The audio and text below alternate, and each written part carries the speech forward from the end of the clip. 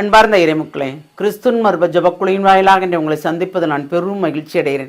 மக்களை, சந்தோஷமாக இருக்கீங்களா? நிறைவாக இருக்கீங்களா? மகிழ்ச்சியாக இருக்கீங்களா? மன அமைதியாக இருக்கீங்களா? மக்களே, எப்பொழுதும் மகிழ்ச்சி, எப்பொழுதும் மன அமைதி. ஏனென்றால் நாம் எப்பொழுதும் இறை எச்சத்துடன் ஜபத்துடனும் தபத்துடனும் வாழும்போது எல்லாமே ஒரு நிறைவாக இருக்கும் இல்லையா? இன்று அவர் நமக்கு என்ன இறைவார்த்தை தருகிறார் பார்ப்போமா? நீதிமொழிகள் நூல் அதிகாரம் 29 இறைவார்த்தை 16 18 முடிய. பொல்லாரின் ஆட்சி தீவினை பெருக்கும், அவர்கள் வீழ்ச்சியை நல்லார் காண்பர். உன் பிள்ளையை கண்டித்து திருத்து, அவர் உனக்கு ஆறுதலிப்பார், மனத்தை மகிழ்விப்பார். எங்கே இறை வழிபாடு இல்லையோ அங்கே குடிமக்கள் கட்டுக்கடங்காமல் திரிவார்கள். நீதி போதனையின்படி நடப்போர் நற்பேறு பெற்று மகிழ்வர். Praise the Lord. எங்கே இறை வெளிப்பாடு இல்லையோ அங்கே இறை மக்கள் கட்டுக்கடங்காமல் திரிவார்கள். அப்போ இறை வழிபாட்டின் மூலமாக நமக்கு எல்லாமே ஒரு நிறைவு கிடைக்கிறது இல்லையா? ஏனென்றால் இறை வழிபாடு, ஜபங்கள், தபங்கள் அப்படி இருக்கும்போது கண்டிப்பாக இறைவனுக்கு அது உகந்த வாழ்க்கையாக நாம் வாழ்கிறோம். அப்படி வாழும்போது தான் எல்லாமே நமக்கு நிறைவாக இருக்கிறது.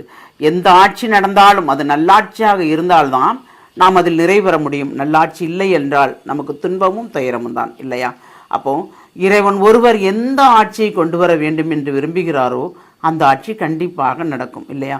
இறை சித்தம் இல்லாமல் எதுவுமே இல்லை. ஆட்சியாளர்கள், அதிகாரிகள் எல்லாருமே இறை திட்டத்தின்படி தானே இருக்கிறார்கள். நாமுமே அதன்படி தானே இருக்கிறோம். நம்மளால் ஏதாவது கூட்ட முடியுமா, குறைக்க முடியுமா? முடியாது. ஏனென்றால் நாம் எதை செய்தாலும் இறையச்சத்துடன் செய்யும் போது எல்லாமே நமக்கு நிறைவாக இருக்குது. அப்போ நீதி போதனையின்படி நடப்பவர் நற்பேறு பெற்று மகிழ்வர். அப்போ நம்ம இறை வழிபாடோடு நீதியும் நேர்மையும் இருந்தோம் என்றால் நாம் நிறைவாக பேர் பெற்றவர்களாக இருந்து எல்லாருக்கும் அதன் மூலமாக நற்செய்தியும் கொடுக்க முடியும். நம்மளால் சிறு சிறு வார்த்தை ஆற்றுப்படுத்துவதோ, பிறருக்கு உதவி செய்வதோ, அந்த உதவியின் மூலம் நமக்கு ஒரு நிறைவு கிடைக்க வேண்டும் என்று நாம் விரும்புகிறோம் அல்லவா? எதை கொண்டு நாம் எதை கொண்டு வாழ்கிறோம், எதை கொண்டு நாம் நிறைவடைகிறோம்? ஒன்றுமே இல்லை. இன்று இருந்தது, இந்த நாள் பிறந்தது, இந்த நாள் வந்தது, நம்மளை வழிநடத்தியது, இன்று அனைத்தையும் நாம் பெற்றுக்கொண்டோம், இன்று மறுநாளும் இதே போல் தான் இருக்கும் என்று யாரால் நினைக்க முடியுமா? முடியாது. ஒவ்வொரு நாளும் ஒவ்வொரு விதமான ஆற்றலையும் அந்த அருளையும் இறைவன் தருகிறார். அப்போ இறைவனோடு நாம் இணைந்து நடக்கும் போதுதான் நிறைவாக இருக்கும். இறையச்சத்துடன் வேண்டும் போது அது கண்டிப்பாக நமக்கு நடக்கும். இறை வேண்டுதல் இல்லாமல் நாம் எதிர்பார்த்தால் ஏதாவது நடக்குமா?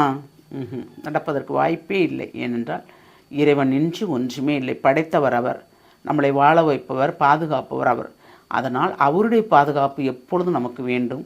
இறையச்சத்துடன் நாம் வாழ வேண்டும். ஒவ்வொரு நாளும் உம்முடைய சித்தம் என்ன ஆண்டவர் என்று நாம் கேட்க வேண்டும். எடுத்து கூறுங்கள்ப்பா, நாங்கள் அதன்படி நடக்கிறோம் என்று சொல்ல வேண்டும். அப்படி சொல்லும்போது தான் நமக்கு எல்லாமே நன்மையாக நடக்கும். அந்த வரத்தை கேட்போமா? வாழும் வல்லலே இறைவா, உம்முடைய இரக்க பெருக்கத்துக்கு எங்களை முழுமையாக ஒப்புக் கொடுக்கிறோமா ஆண்டவரே.